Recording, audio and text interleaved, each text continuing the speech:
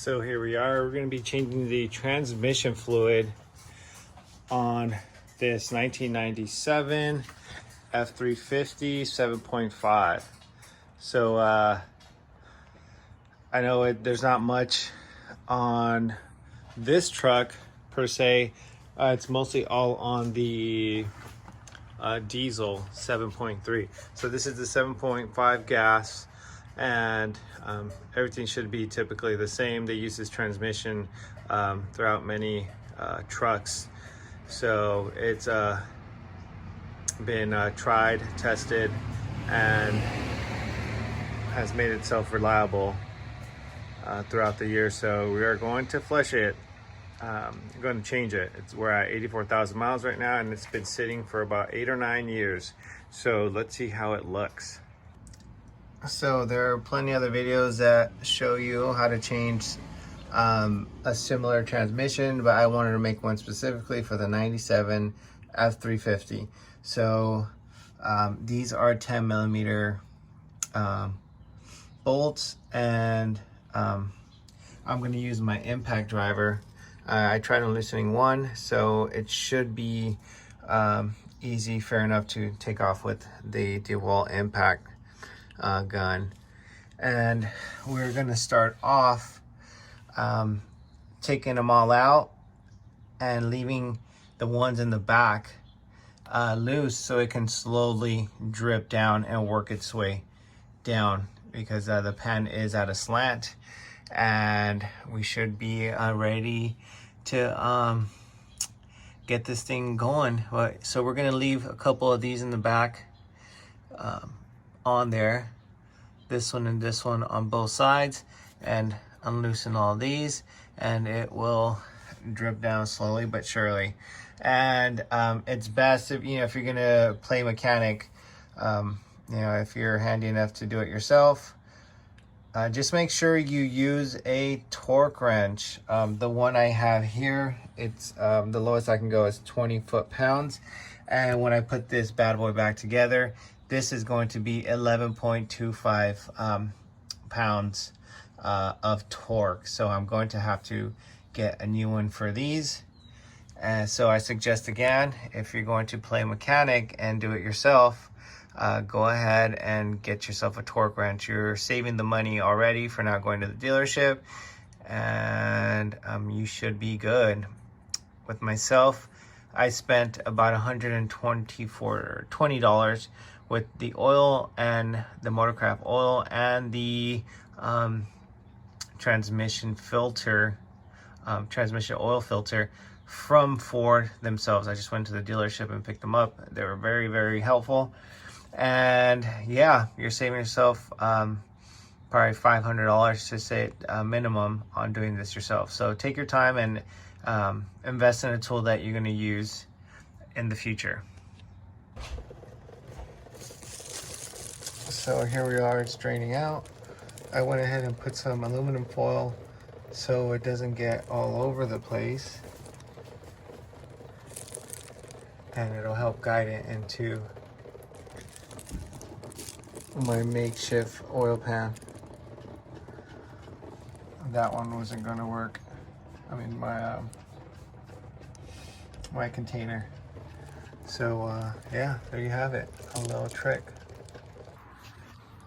Here is the OEM filter, and you see this little rubber gasket there.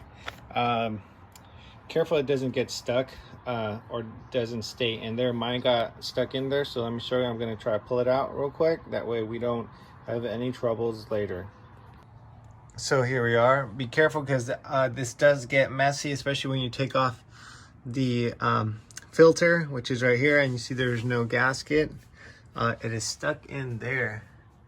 So we are going to, there it is there, just going to pop it off with the flat head and let this drain while I go get a torque wrench that goes down up to 11 pounds, which I found one about goes to 5 to 80 at Lowe's or AutoZone, I forget. But anyways, let's move on. Oh, another thing, torque converter is in there. So you can see the little rubber gasket there. Careful it doesn't get stuck or doesn't stay in there. Mine got stuck in there. So let me show you. I'm going to try to pull it out real quick, that way we don't have any troubles later. So here we are. Be careful, because this torque converter is in there. So Next, I'm gonna just drain it out while we're here, and we're gonna pop this rubber seal, and we have access to the bolt back there, and we can drain that out as well. So yeah, torque converter. I pulled that little rubber off and tried to get to it, but I couldn't. I wasn't able to spin it, so I'm just gonna bypass that and focus on this. So while this drains as much as it can, I will be going to get a torque wrench again and cleaning that bad boy up. You can reuse this gasket, so make sure that it's nice and clean. As you can see, I have my freaking dog's hairs here. So once it's all said and done, I'll make sure it's nice and clean, and we'll just put it back up just like we got it. Just like we took it down, sorry. So after about an hour at least, I finally found a torque wrench that is up to down to 5 foot-pounds. So yeah, 2 Home Depots, 1 Lowe's, and 1 AutoZone is where I got this. So let's see how she works, but we are going to continue.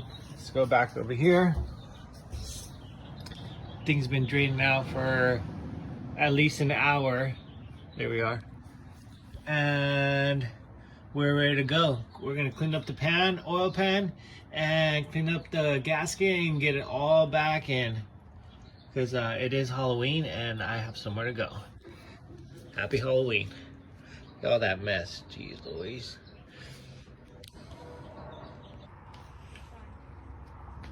So here we are, I got the pan off. And this here is normal. So I can focus. Okay.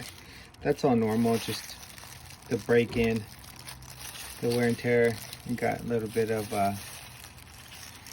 pieces of tiny pieces of metal, not really much. But this magnet here just picks up all the debris, that way it's not running around in your transmission. We're gonna clean her up, slap her back on, and fill her up with oil. All right, so we got her all cleaned up. Oh, what a difference. Got the magnet there, and wiped off the gasket, which is the original gasket, and I use paper towel because paper towel seems to leave less to no lint, and yeah, I recommend paper towels. Okay, I got the new transmission oil filter in. All you're gonna do is just push it in, simple as that. Push it in, make sure that the other gasket, as we looked at earlier, isn't stuck in there. The little orange gasket, which keeps it pushed and snugged in there. Just make sure you take it out or it's not stuck, and just push the new one back in, and you'll be good to go. Okay, here we have the Mercon V Motorcraft automatic transmission fluid. I went straight to the dealer and got it when I picked this up when I got the filter, the oil filter. So if you're nice, they might just give you a discount. But anyways, I got 10 quarts. You know, I start off with 7 and go ahead and check it, let it sit there, and once you do figure out how many quarts you do need, go ahead and leave each gear, shift it into each gear without moving for 10 seconds. That way it can all cycle in. So remember, do not move the vehicle until you have sufficient oil and have cycled the oil in every gear. Okay, so transmission fluid is all changed out, and I put 7 1/8 quarts total in there, and what had came out was about 6 3/4 quarts. So I'm going to show you real quick of where the level was at.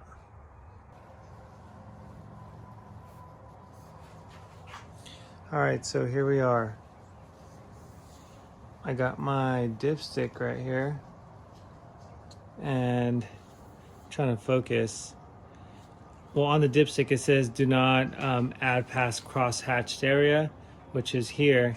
And on this one, you're supposed to check the vehicle, which it says here on the dipstick, when the truck is in park, hot, and idling, and of course on the level surface.